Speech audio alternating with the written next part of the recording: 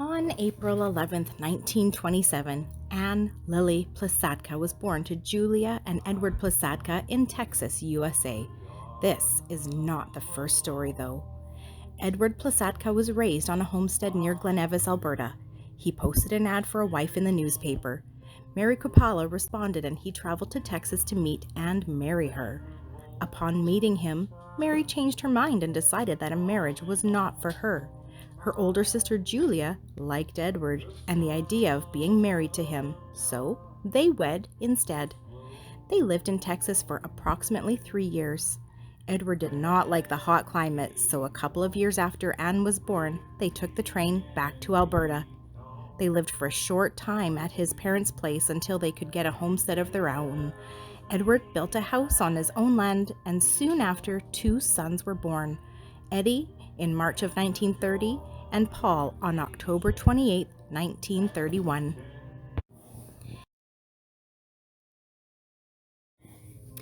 Eddie and Julia were working in a field away from the home place.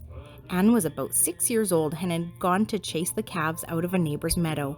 She left Eddie and Paul for what she thought would be a few minutes. The calves proved to be problematic and took longer than expected. Anne saw smoke coming from the windows. She ran to grab buckets to haul water from the river. She filled them to the brim only to realize she could not lift and carry that much. Her mind blanked out and she cannot remember anything further about that day. All the family was safe, but the house and all their belongings were destroyed. They moved into a woodshed. Red Cross helped with food and clothing. They then moved to an abandoned house for about 2 years. When Anne was almost 8 years old, it was time for her to attend school. The house where they were living was about 8 miles away from the nearest school through dense brush.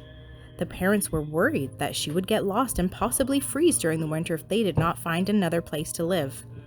Edward built a new house approximately 1 mile west of Tipperary School. As Julia never learned English, Anne started school only being able to speak Czechoslovakian. A girl by the name of Sheila Carstairs befriended Anne and helped to teach her English and would help with Anne's hair if it was not properly combed. Her brother often offered to walk the mile home with her.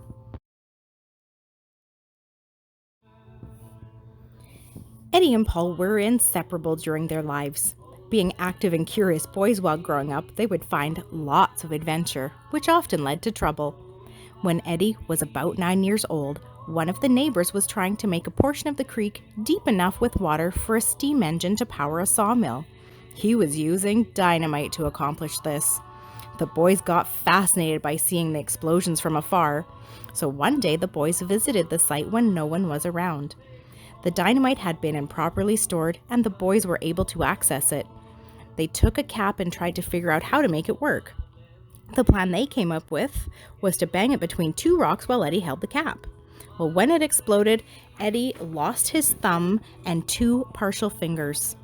Paul led Eddie out of the bush and may have partially carried him as he lost consciousness several times. They came to a field where a neighbor was haying. They told their original story that somebody had shot them, but the neighbor took the boys where Edward was fixing a fence by the road. Then they went to the nurse in Glen Nevis, where they found someone to drive them to Onaway. In Onaway, he was patched up as good as possible. Then Eddie was taken by train to the Royal Alex in Edmonton. Eddie spent 6 weeks in the hospital and did not look anything like the brother who had been there before. It took a very long time for Eddie to regain his robust health.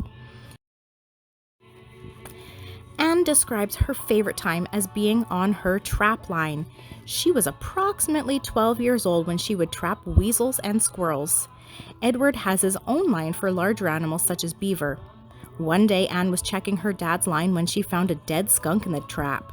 She didn't want to take it out of the trap due to the odor, so dragged the trap and skunk home through the wet snow, where she let her father take care of the problem. One year, the rabbits were so plentiful that they were hopping over each other while scurrying away from where Anne and her dog were walking. The dog would dive on one and have it under its feet, but another would jump out in front of it. The dog, figuring that he would have missed, dove after the second one, while the one which he had caught was able to hop away. Rabbits and prairie chicken were a staple of the diet as both were plentiful. Tame chicken was rarely on the table as only the roosters not required for breeding were available. The females were raised for eggs and for hatching the future generations. Another fond memory was climbing the highest tree, around 90 feet, to find an owl's nest with babies in it looking for food. Now looking back, she is just astonished that she didn't get in trouble with the adult birds or a possible fall from the extreme height. She met her lifelong friend, Bessie Peterson Stewart. The Peterson lived by Lake Majou. One year, Mr. Peterson was in the Glenevis General Store looking to buy potatoes. Edward happened to be in the store at the same time. The Plasatkas always grew a large potato patch, so offered to sell some to Mr. Peterson. They arranged a date. When the Petersons came to pick up the potatoes, Bessie and her brother Dan came along. Julia supplied a meal for the family, and while the visit went on, Anne and Bessie became fast friends. Over the following years, Anne would often ride her bike from Old Man Lake to Lake Majou, approximately 9 miles, to visit with Bessie. During the years of living at home, Anne advises that she only saw one coyote, and it was so rare that no one was certain that that was what it was. As Anne was the oldest, she got assigned to the farm work. She would often be plowing with 4 horses across, haying with the wagon, and pitchfork. Another of Anne's responsibility was to take care of the pigs. She remembers her first meeting with her future brother-in-law, John, as follows. John was buying some pigs from Edward in the spring. John and his friend Jerry Rolls came to pick up the pigs. The pen was muddy. They did not want to get dirty, so they sat on the fence watching and jeering while Anne chased the pigs in the dirty pen. Needless to say, she was never very fond of that brother-in-law. 1944 was a memorable year in a number of ways. It was the year of a flood. A heavy snowstorm on May 17, 1944, resulted in major flooding. While having to get feed, the trees were so heavy that many had to be chopped to clear the path for the wagon. The water in the meadows around Old Man Lake was so deep that the fish were swimming around Anne's legs as she waded through. One of the neighbors, McDougall's, would fork the fish onto a hayrack, then haul them home to can. They advised that the year they had canned 400 quarts of fish. Anne remembers that is the year the whole family looked robust and well fed. There were 14 kids in that family. Anne never did learn to swim. While the flood was on, she waded in the water, quite enjoying the time. She waded to where the creek ran into the lake and realized that she was being pulled along by the current. She was able to escape it, but it gave her a new respect and fear of water. A baby sister was born to Anne also that year. As the other children were much older, the Plasatkas did not have a cradle for the new baby. Anne remembers her mother using an open dresser drawer as a cradle. Anne met Garrett Vanderwolf at a dance in Glenevis. She would walk with Glenevis with her brother so she could attend the social events. After the first meeting, Garrett asked her to a Halloween dance in Churchill. The Vanderwolfs had a Chevrolet car that the parents allowed their 2 sons to use. Garrett would pick up Anne and take her to Churchill. They also went to the Churchill concert. Garrett's mother, Yanti, was diagnosed with uterine cancer and needed to stay in hospital for surgery. During this time, Anne went to the Vanderwolf's house to provide care for Garrett's father and 2 brothers. Garrett would pick Anne up daily and return her each evening. Still, there was gossip within the community, and Garrett and Anne decided to marry.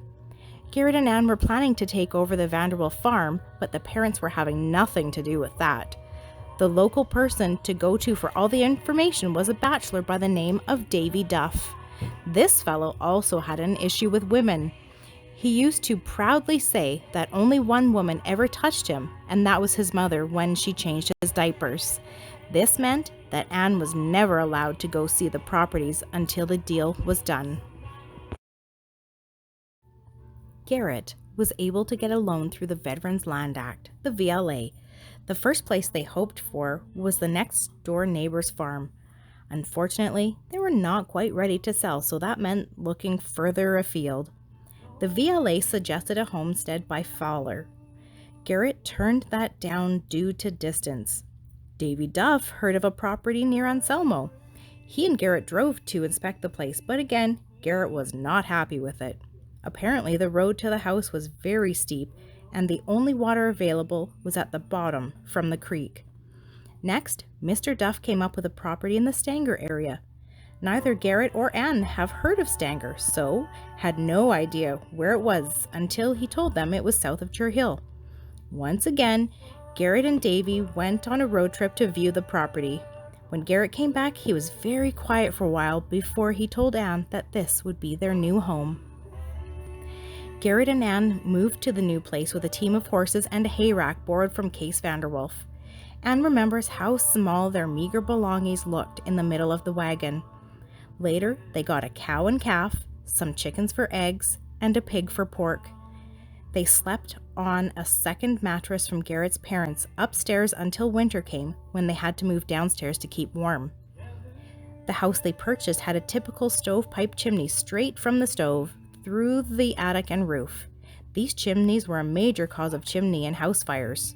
Sure enough, one started while Garrett was chopping firewood in the bush not far from the house. Anne yelled and he came running. His remedy for the fire was to dump water down the chimney onto the fire. Problem solved, except for the mess of wet soot all over the kitchen. A major cleanup for Anne. To avoid future fires, Garrett built a cement cinder chimney on the outside of the house with a short stovepipe only to connect the stove and chimney. With the help of their parents, Garrett and Anne were able to buy their milk cow herd to 6 cows. From there, they shipped cream weekly through a driver who would pick up cream cans and take them to the Sangudo Creamery. Garrett liked the looks of the Hereford cattle, so started working on building a herd of the white-faced cows.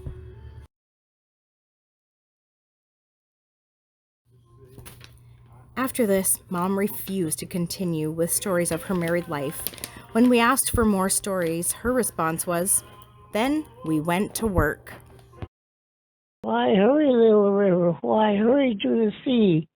There's nothing there to do but sink and do the blue, and all forgotten be. There is nothing on that shore, the tides forevermore, and the faint and far-off line with the brim across the brine, forever never find a home.